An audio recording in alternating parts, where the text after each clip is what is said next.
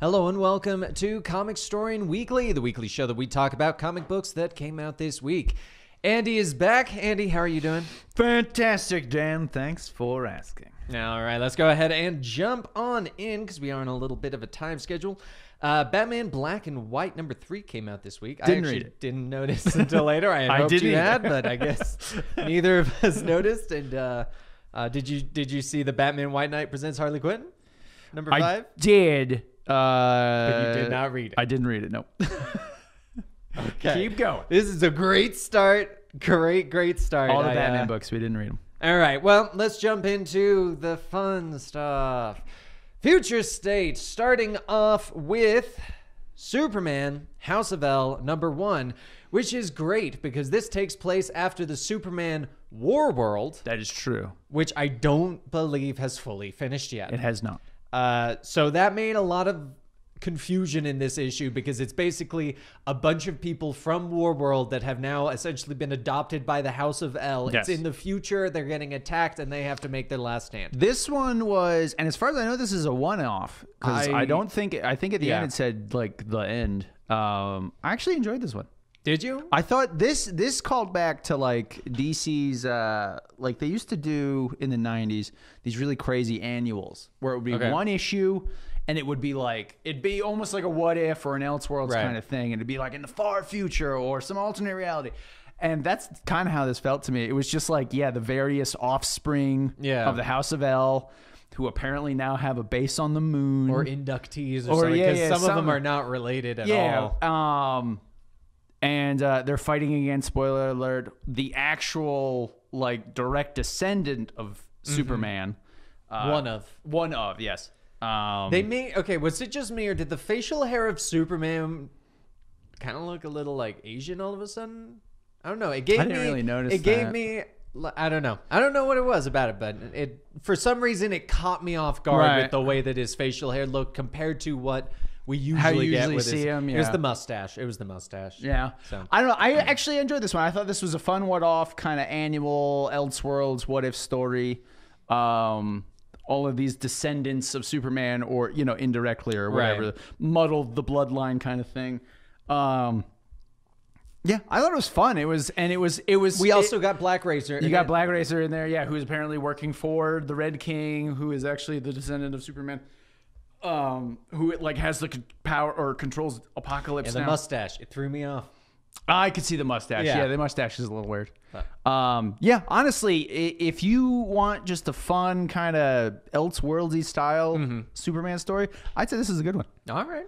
I think personally, because we have to read so many, I think where my concern or what kind of took away from it was that I was constantly like, okay, where is this? See, and that has been my major problem with Future State as a whole. But like I said, if you just take this as a one issue, don't worry about Future State. Don't worry about continuity. It's a Future State Superman annual. Yeah, that's kind of what it feels like. And if you ignore all of that and just take the story for how it is, I think it's a fun story. All right.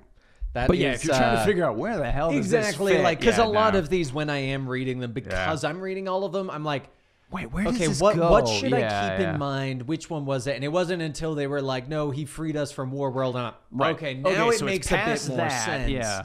And I think knowing that might have made me have a better opinion of it because I couldn't focus as much because I was trying to figure it out. But anyway, that is Future State Superman House of L number 1. You have Andy's seal of approval, which is saying something because he's not a fan of Future State. No, he's not.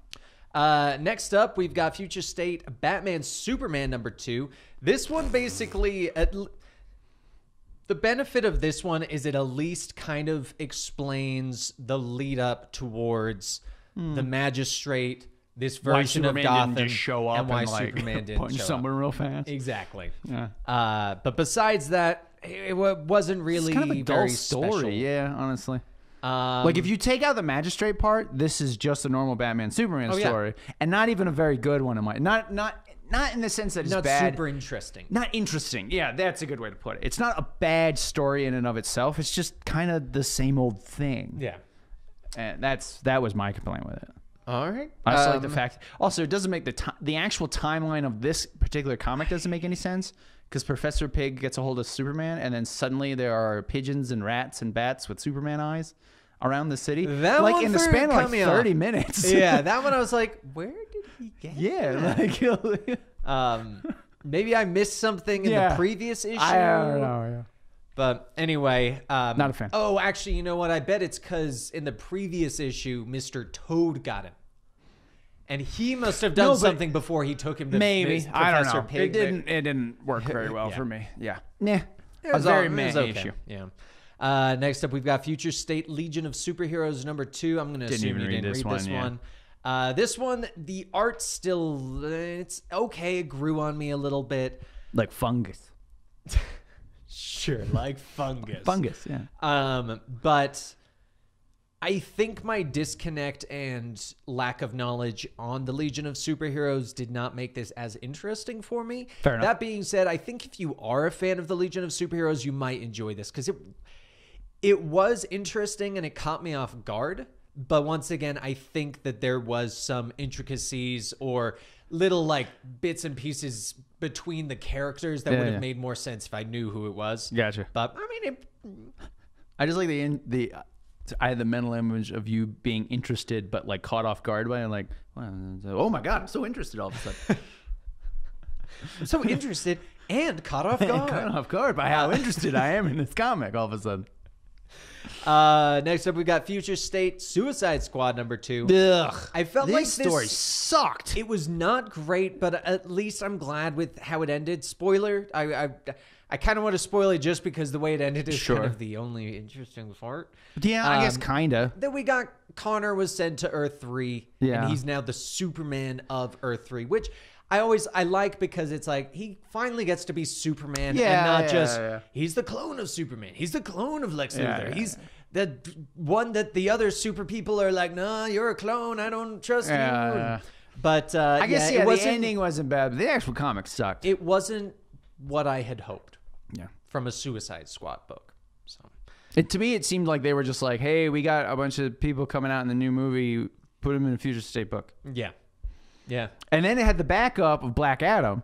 Oh, yeah, which also kind of ended meh. Like, the first issue was really good, and then the second issue was just kind of like, okay. Like, even Gold Beetle, the descendant of I thought that was hilarious. Descendants of Booster Gold and Blue Beetle, which in and of itself is a really cool idea. Completely wasted. Yeah. And then the actual ending itself. It'll be... The way that they presented that character at least gave it the potential of showing up in other stories. Yeah. And I think it would be kind of cool to see that. That would be cool. That there are some good ideas in Future State. Mm-hmm. The problem is, as a whole, Future State is not good. Yes. And I will say it's kind of interesting to go, hey, this is Future State. This is a time traveler. Yeah. But we're going to make it a future version, not the ones that can still travel in time. Anyway, move past it. Next up, we've got Future State Superman vs. Imperius Lex #2. I didn't like the first one, so I didn't read this one. This was just, it was once again kind of meh. Yeah. It was just a classic. They help Lex. Lex learns he doesn't need help, kicks him away, and then Superman's kind of petty and screws with Lex. That's what I would do. I mean, the way that he does do this, it would 100% be what like you would if do. I had superpowers, I would just screw with my villains all the time. Just like set off their car alarm, like mess with them. Well, Imperius, like Lex gets, he's like, oh my gosh, this is the most valuable thing. I don't want to have to share it with the rest of the planet. Sure. He's like, I'm fine. I'm not in this. I'm by myself. Superman's like, I made it and gave it to people for free. Suck it, Lex. Loser. If you enjoyed the first one, you will enjoy this one. Fair enough. But this one will not change your mind. Gotcha. So I'm glad I didn't read it. Next up, we've got Future State Aquaman #2. I love this. I actually like this. Aquaman, I'm really excited. This is another one that they should do like a full-blown, like just Andy alone in the, what is it called? The Confluence. The Confluence for 5 years. That alone could have been an awesome series. I would have read that. Yeah. I like her.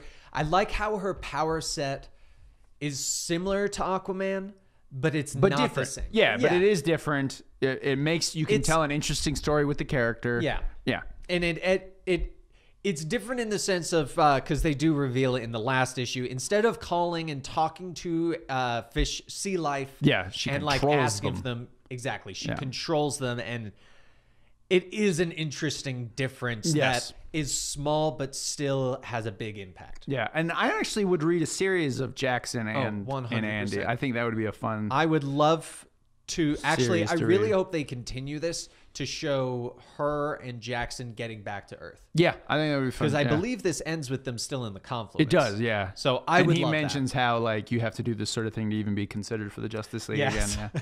But we know in the future that she does join the Justice League. So it'd be funny to see if this does like how this leads into that. That would be cool because Andy as Aqualass. Yeah. Love that. I also really like the Glimmerfish. The Glimmerfish are funnily, annoyingly funny. Yes. That's probably the best way to put it. There you go. Yeah. I would strongly recommend picking I would too. Of the Future State books, the 2 issues of Aquaman were actually really good. Yeah. I'll say in general, Aquaman often gets pushed to the side. I actually think he's really, his stories are probably the most consistently especially good. These days. Yeah. I mean, in the past, obviously Aquaman was kind of a joke. His stories were kind of meh. But these days, I honestly think since the New 52, Aquaman has been pretty solid. Like I read it and I go, it's a pretty good book. Interested. Yeah, that's a good book. I'm interested. So next up, we've got Future State Dark Detective number 4.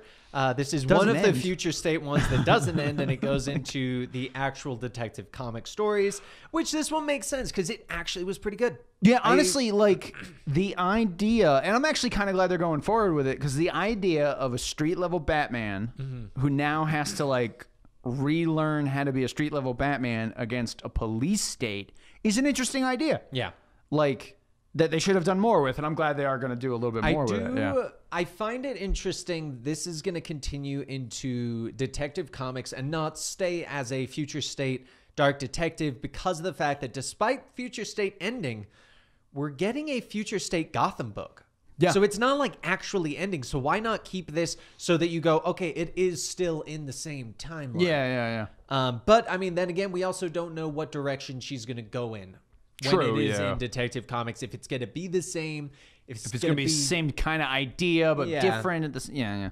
So we'll find out. But this one, I would say, it's pretty solid. Yeah. And the backup of Red Hood as the masked bounty hunter. Yep, it was pretty interesting too. Yeah. I believe that is the continuation that's going into Future State Gotham because Red Hood is on the cover of that with the same outfit. Yeah. Next up, one I don't believe either of us read, Generations Forged number 1.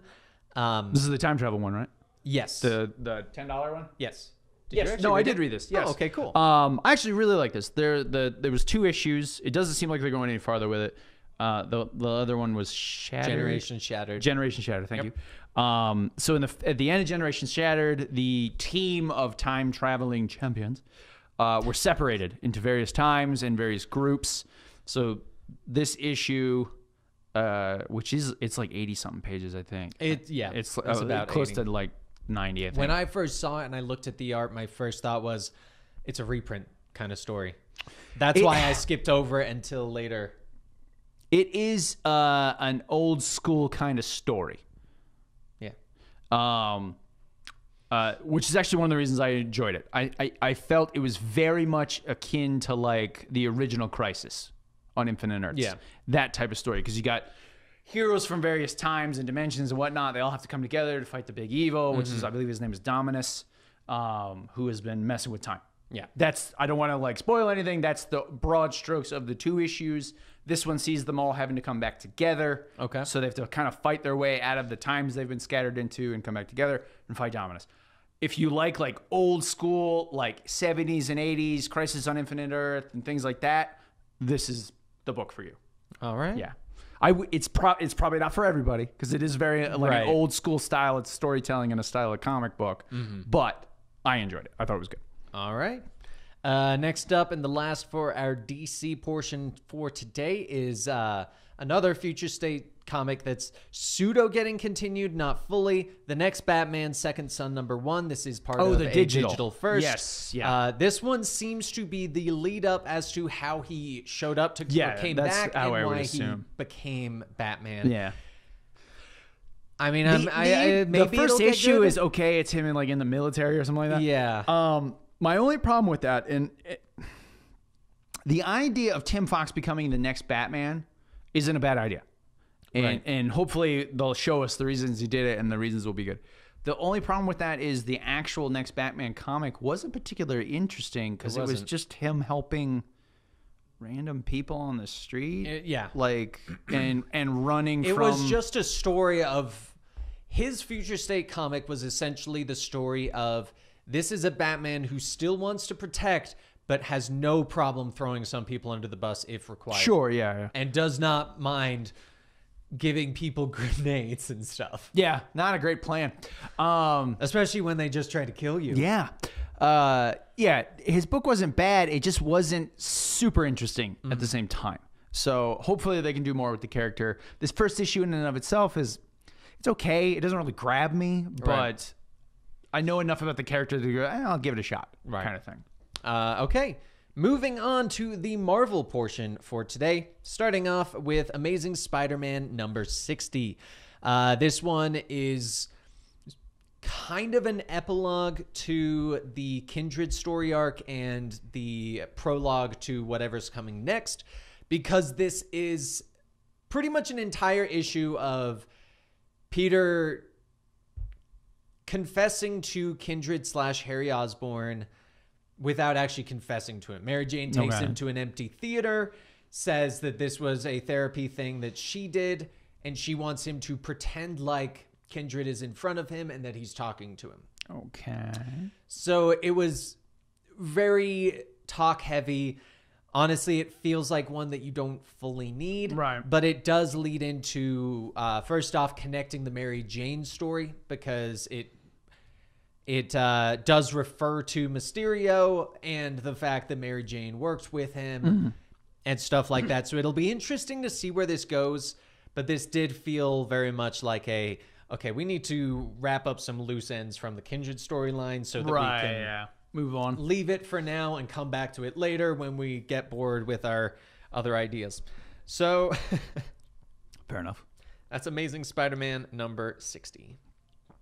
Next up, we've got Black Cat #3. This is a part of the Black Cat King in Black story arc. Previously, Black Cat grabbed a hold of a shard of Yggdrasil, basically became a god. For a little bit, yeah. Which was awesome. Did you read this one? I read it because Ben wants me to write a script on it. It was actually pretty... I haven't read the previous 2 issues. That's the only thing. So I was like, I caught up. That was fine. The actual issue of itself was pretty good. Yeah, like to see her kind of her inner struggle. Yeah. With, I guess the physical manifestation of Yggdrasil. Yeah. Sort of. Or the dark wild magic. Yeah, version. Yeah.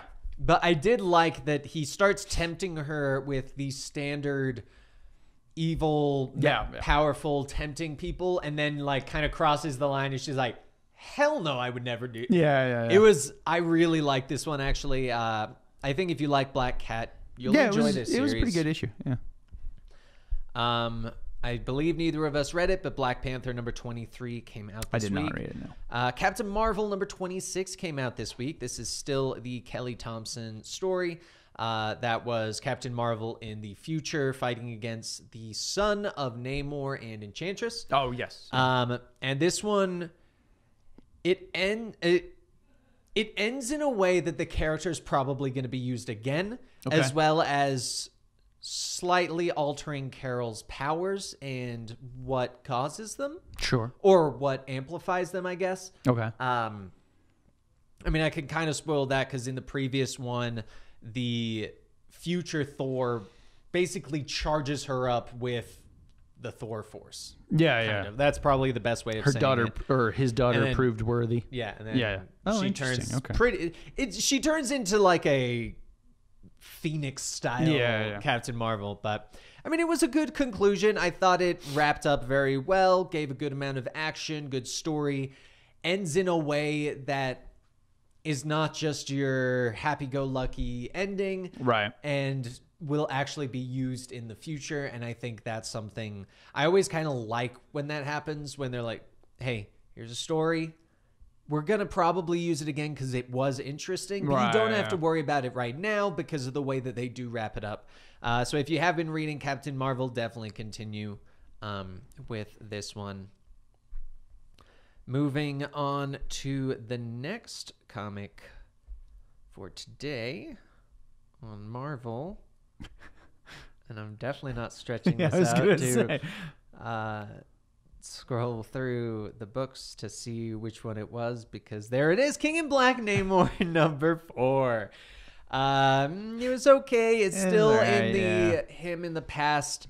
If you haven't been following it, or if you did not like it, this is not going to grab you. It's just a continuation of the story. It just seems like the whole point of this is just to show those heroes that went dark that he then used to help fight the King in Black, which I feel like you could have done in one issue. I don't know why they're stretching it out as much as they are. This could have easily been a King in Black Namor annual one-shot kind of thing. I think Namor has got to be used in something soon. Is he getting a movie or something? Or a show? Not to my knowledge. Because he's been showing up so much more. It's possible they're planning on it, because I know they kind of like, supposedly in Endgame, they kind of like hinted at possible Namor. You know what? I wonder if this is going to be related to the conclusion of WandaVision and the fact that we're likely going to be getting mutants soon, and they're trying to reestablish him as the first mutant. It's possible. Yeah. So I don't know, but he has been popping up in a lot lately. He has. And this is his second solo book, too. Yeah. But yeah, I mean, it's okay. King in Black, Return of the Valkyries, number 3. This one I thought was kind of cool. I'm enjoying this one just because I like the Valkyries and I like Jason Aaron's Thor run. Yeah. In its various forms. I mean, it's not like mind blowing, but it's fun. And the fact that it's sort of like half related to King in Black. It seems like they pick and choose when they want to be related to King in Black. This one seems like the kind of tie-in that likely won't be mentioned or matter. Yeah. Honestly, yeah. But I enjoy the Valkyries, so I have enjoyed it. Yeah. I thought this one was a solid But if you're not like a Jason Aaron fan or not like his Thor kind of fan, then you probably won't like it, and you probably can skip it. Next up, we've got Maestro Warren Pax number 2. Last time Dr. Doom showed up, and this is basically the issue of explaining who Dr. Doom is. Explaining the group of people that are going to try and kill Maestro this time. Okay. It never works out for them. No. I don't know why anyone tries. But I actually do like the Maestro stuff, because in the first story arc, they explain that Maestro is not as powerful as the Hulk because he is consciously aware of the fact that he is Banner. And that prevents him from getting as angry as he possibly could. That's how Hercules beat the crap out of him, but he had to use that intelligence to it's one of those things, And I actually like that aspect to it, because it's just an more interesting way of going, this is the Hulk that's smart, as opposed to this is the Hulk and Banner. Kind of thing. So next up, we've got Magnificent Miss Marvel number 18. I read this one and my first thought was, did I miss something? Because it felt kind of out of place. This is a celebration of 75 issues of Miss Marvel. Oh, nice. Good for her.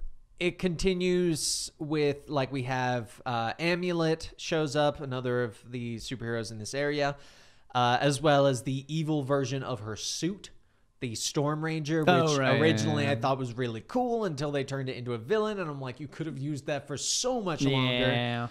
But yeah, I mean, nothing special, really. If you like Miss Marvel, you might enjoy it. This one was not as heavily focused on the Kamala's Law, which I like, because I'm tired of the teen civil war, essentially. But yes, that was Ms. Marvel. I like the idea of teen civil war. I know. I mean, that's essentially like what it is. Because you have to have Miss Marvel versus Riri. Because obviously Captain Marvel versus Iron Man. So you would have Miss Marvel versus Riri and be like, meet me at the flagpole after school. we're going to have ourselves a little teenage civil war. That's how I would say it. She's like, yeah, I'm bringing the government. Wait, what? Wait, whoa. Yeah, the principal. It's the government in this teenage civil war. I wish that was the case as opposed to the actual government. But anyway, that's beside the point. Next up, we've got Symbiote Spider-Man, King in Black #4. I thought this was weird because I don't get why King in Black / Null is in the Symbiote Spider-Man universe. The actual issue of it itself was okay. Now he's in Nowhere with Rocket Raccoon. We get and which was the Troll. A character that was very clearly in this because of WandaVision. The Captain Marvel, Monica she just Rambeau. shows up and she's like, I'm here too. I'm Monica Rambeau. I'm Captain Marvel. Definitely not appearing in a show right now. I love it when things appear in movies and shows and then Marvel or DC just shoehorn them real hard into whatever they're doing. They're like, it's basically, I mean, I'll be honest. It's basically like YouTube where something happens and everyone's like, jump on the bandwagon. Jump on the bandwagon fast. Quick before it passes us. The bandwagon. It wasn't terrible. No, it was all right. But I thought it was weird that they're doing it as a King in Black tie because it's making me go, I wonder where it's going to... I mean, it makes sense because it is symbiote related. Right. But the fact that it's in an alternate universe, or at least I thought it was, that's what makes me go, why? But yeah, the Symbiote Spider-Man series started off real strong in my opinion. Oh, yeah. But they're trying to do... I feel like they're almost trying to do too much with it. They're trying to go too out there with it. This is the classic problem of we did really well, keep going and drain it. Yeah, pretty much. Just until it's just beat the shit out of this. It's the classic like TV show conundrum where it's like, first season was amazing. We had a perfect ending. Oh, wait. Let's like keep it going. made a lot of money? Yeah, keep going. All right, I guess we'll do it again. Screw with them? Yeah, why not? It was Agatha all along. Next up, we've got U.S.Agent #3. Nothing special. Was kind of fun, though. Yeah, well, and the reason they're doing this book is because U.S.Agent is in Falcon and Winter Soldier, which comes out next month. Which they even, you could tell that once again they're referring to that because they're even like, remember when you were called Bucky? To your Captain America? And it's just like... Yeah, but anyway, if you've been enjoying it, you will enjoy it. If you haven't, this isn't going to grab you. Next up, we got the Union, the Union #3, which is essentially U.S.Agent #3, but into the UK. Yeah, pretty much, yeah. I mean, I like this one because it felt like we were actually getting a story as opposed to we did something, there's an event, try and make it work. No, this was kind of a great example of you should have just done a story and ignored the big events. Yeah. Because, I mean, this one, some of the twists, I was like, that's kind of interesting. Well, the thing is, too, it's like Excalibur, which was the old, like, UK mutant team. Right. Mutant-ish. I think they had some non-mutants on it. But anyway, Excalibur was the old UK team. Fun stories, great team. Then they moved on to, I think it was it wasn't MI6. It was like MI13 or something like that, which was like the superhero wing of the British government. Fun team, great stories. It's like just do a new fun team and great stories. Yeah, like that's. I mean, because the characters they've got, the characters are interesting. Yeah, that's like, the thing. I would read this, especially the idea that they all come from different parts of the UK. They don't all like each other. Exactly, very much. Like you can see, you can have fun with that. Yeah, it was like there are times you just want to grab a Marvel editor or a writer and just be like, stop it. Like, just do a good story. Like, you don't need to, all right, keep going. Anyway, on to the next story this week. Wolverine #10. I like Maverick. Big fan of Maverick. Cool. I've never been introduced to the character before, but this he had a series was in the 90s that I have the first issue of somewhere. Of course you do. I mean, with a name like Maverick, it's got to be the 90s. He was a member of Team X. He could he sort of had Bishop's power where if you hit him, he could like redirect the energy. Which I don't think he has that power anymore for some reason. No, they explain it in this. Yeah, he's like lost it or something. He goes, Wolverine's when they go to like, Krakoa, can you can you do more? Like, you used to be able to get shot by a bullet and then punch with the power of a bullet. But you can tell that there is something up with him, because he's like, we can fix you. And he's like, nah, I'm fine with where I am. But this one was just a fight issue setting up for what's coming next. Nothing insane. Nothing crazy. I hope they do more with the character, because I do like him. I think it's got potential. He's got his own merc team. Exactly. I like the aspect of basically a kind of a pseudo version of Wolverine that's not a part of Krakoa. Yeah. Because all the other ones are a part of Krakoa. Yeah. So. Speaking of. Yes. X-Men number 18. We finally get back to the Vault. To Wolverine.